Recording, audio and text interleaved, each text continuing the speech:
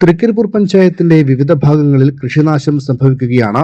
ഇത് തടയുന്നതിന് ഫലപ്രദമായ നടപടികൾ സ്വീകരിക്കണമെന്ന കർഷക സംഘം സൗത്ത് തൃക്കരിപ്പൂർ വില്ലേജ് സമ്മേളനം ഗ്രാമപഞ്ചായത്ത് അധികൃതരോട് ആവശ്യപ്പെട്ടു. വില്ലേജ് പ്രസിഡന്റ് ടി രാജീവൻ പതാക ഉയർത്തി. കർഷക സംഘത്തിന്റെ ജില്ലാ കമ്മിറ്റി അംഗം പി വി ചന്ദ്രൻ ഉദ്ഘാടനം ചെയ്തു.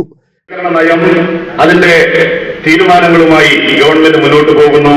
ആ നയങ്ങൾ തന്നെയാണ് ഇപ്പോഴും കേന്ദ്രത്തിലെ BJP നടപ്പാക്കുന്നത് എന്നതാണ് കർഷകരെ സംബന്ധിച്ച്, കൃഷിക്കാരെ സംബന്ധിച്ച് ഇന്നുണ്ടാകുന്ന ഏറ്റവും വലിയ പ്രയാസം.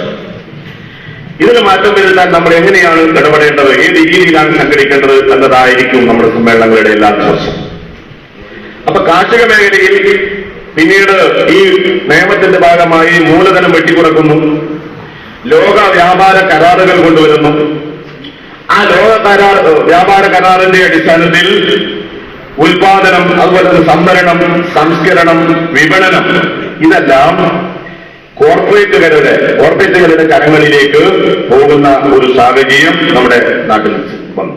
CITU ജില്ലാ secretary PA Rahman, CPIM south Thrikaripur local secretary MV Yusuf Ali, KV Ambu, MP Karunakaran, Karshaka Sangham area committee അംഗങ്ങളായ C Narayanan, K Rameshan, TV Ravi, KK Vijayan, O Janaki teacher, TV Vinod Kumar, നിർമ്മാണ തൊഴിലാളി union division secretary C Sasidharan, DYFI village secretary Krikesh, Mahila association village president Bindu, TV Gangadharan master, KK Rajasekharan എന്നിവർ സംസാരിച്ചു.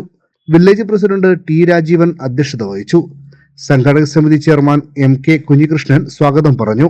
ഭാരവാഹികളായി T രാജീവനെ പ്രസിഡന്റായും KP കമലാക്ഷനെ സെക്രട്ടറിയായും K മധുസൂദനെ ട്രഷററായും സമ്മേളനം തെരഞ്ഞെടുത്തു. 21 അംഗ village കമ്മിറ്റിയും 20 അംഗ ഏരിയ കമ്മിറ്റി പ്രതിനിധികളും സമ്മേളനത്തിൽ തെരഞ്ഞെടുത്തു.